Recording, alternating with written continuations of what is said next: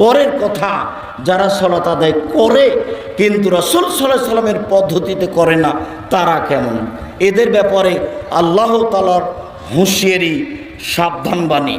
ফাওয়াইলুল লিল মুসাল্লিন আল্লাযীনা হুম আন সালাতিহিম সাহুন। ধ্বংস সুনিশ্চিত তাদের জন্য, ওয়াইল নামক জাহান্নামে যাবে তারা, যারা অমনোযোগ সহকারে সালাত আদায় করে। যারা ঠিক ঠিক সালাত আদায় করে না, তাদের জন্য ওয়াইল নামক জাহান্নাম সুনিশ্চিত। তারা এই জাহান্নামে যাবে সালাত আদায় করার পরেও। রাসূল সাল্লাল্লাহু আলাইহি সাল্লাম বললেন, সবচেয়ে খারাপ চোর, নিকৃষ্ট চোর যে তার সালাত চুরি করে।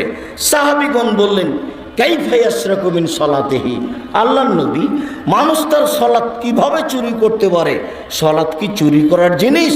তখন রাসূল সাল্লাল্লাহু আলাইহি সাল্লাম বললেন, মাল্লাম ইতুমু রুকুহা ওয়ালা সুজুদাহা, যে ব্যক্তি রুকু সিজদা ঠিক মতো আদায় করলো না, সে হচ্ছে সালাত চোর। ঠিক মতো যদি আমি আদায় না করি, তাহলে আমি সালাতকে চুরি করলাম।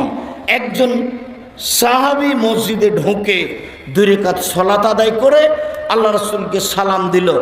আল্লাহ রাসূল বললেন, সাল্লি ফাইন্নাকা লাম তুসাল্লি, তুমি সালাত আদায় করো, তুমি সালাত আদায় করনি। লোকটি আবার 2 রাকাত সালাত আদায় করে আল্লাহ রাসূলকে সালাম দিল। রাসূল সাল্লাল্লাহু আলাইহি সাল্লাম বললেন, তুমি সালাত আদায় করো, তুমি সালাত আদায় করনি। লোকটি আবার 2 রাকাত সালাত আদায় করে আল্লাহ রাসূলকে সালাম দিল। রাসূল সাল্লাল্লাহু আলাইহি সাল্লাম বললেন, তুমি সালাত আদায় করো, তুমি সালাত আদায় করনি। তখন লোকটি বলছে, আল্লিমনি কাইফা উসাল্লি, কিভাবে সালাত আদায় করতে হবে সেটা আপনি আমাকে দেখিয়ে দেন, আমি তো এর চেয়ে ভালো করে সালাত আদায় করা জানি না। তখন রাসূল সাল্লাল্লাহু আলাইহি সাল্লাম তাকে বলে দিলেন রুকু সিজদার কথাটি। সম্মানিত দিনী ভাই বোন, আপনাকে এই অংশে যেটা বলতে চেয়েছি সেটা হলো এই, রাসূল সাল্লাল্লাহু আলাইহি সাল্লাম তাকে বললেন না যে তোমার সালাত হয়েছে, তবে খুব একটা ভালো হয়নি। তিনি সরাসরি নাকচ করে দিলেন যে তোমার সালাত হয়নি। অথচ সাহাবী নগদ 3বার সালাত আদায় করলেন। আরো কথা, আবু সাঈদ খুদরি, আলী, শোনো, পূর্ব দিক থেকে কতগুলি লোক বের হবে, তারা কোরআন মাজিদ পড়বে, কিন্তু কোরআন মাজিদের সারমর্ম তাদের কণ্ঠনালীর নিচে যাবে না। তারা এত বেশি সালাত আদায় করবে, তোমাদের সালাত তাদের কাছে কিছুই না। শোনো, তারা এত বেশি সিয়াম পালন করবে, তোমাদের সিয়াম তাদের কাছে কিছুই না। তারা এত তাসবিহ তাহলিল জিকির আজকার করবে যে তোমাদের জিকির আজকার তাদের কাছে কিছুই না। আবু সাঈদ খুদরি, শোনো, তোমরা যদি তাদের পাও তাহলে তাদের হত্যা করো, এমনভাবে হত্যা করবে, আদ সমুদ্রকে যেভাবে ধ্বংস করে দেওয়া হয়েছে, ধূলিসাৎ করে দেওয়া হয়েছে, আদ সমুদ্রকে যেভাবে পৃথিবী থেকে করে সমূলে নষ্ট করা হয়েছে, এইভাবে তুমি তাদেরকে হত্যা করো। যারা হত্যা করতে পারবে বিচারের মাঠে তারাই সবচেয়ে বেশি বেশি নেকি পাবে। সম্মানিত দিনী ভাই বোন, একটু খেয়াল করেন, আমি আপনাকে বলতে পারছি না এই নামাজি সে নামাজি, তবে রাসূল সাল্লাল্লাহু আলাইহি সাল্লাম বলেছেন এক শ্রেণীর নামাজিকে হত্যা করতে হবে। হাদিস বুখারী মুসলিম।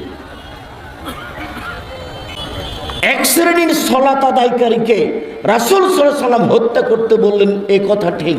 যদিও আপনাকে আমি বলতে পারছি না এই দল সেই দল, যদিও আব্দুর রব খুলনা সেই কালে বলে গেছেন এই দল টঙ্গীর দল।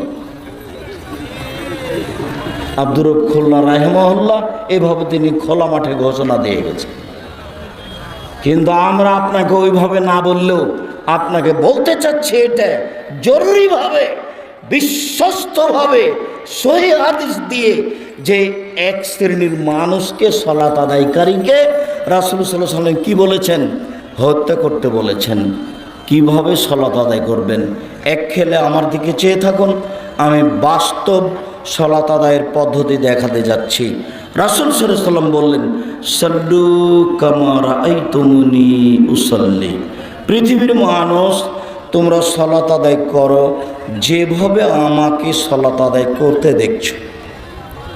এখন তো মুহাম্মদ সাল্লাল্লাহু আলাইহি ওয়াসাল্লাম বেঁচে নেই, তা আপনি কিভাবে তাকে দেখে সালাত আদায় করবেন?